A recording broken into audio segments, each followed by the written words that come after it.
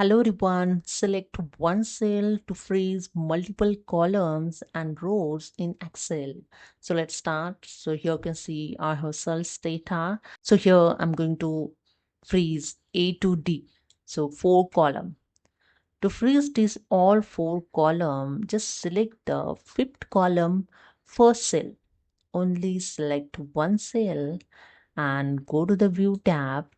In Windows Group, click on the Freeze Pens option and click on the first option, Freeze Pens. Here, the first 4 column is freeze. Just scroll on the right hand side, and here you can see when you scroll, only the first 4 column is visible. Okay, so unfreeze it. Click on the Freeze Pen option and click on the Unfreeze Pens. Now I just scroll and right hand side and see here now the first 4 column is not visible after unfreeze. Same for the row. If you want to freeze multiple rows, so here I'm going to freeze first 5 row. So row number 1, 2, 3, 4 and 5.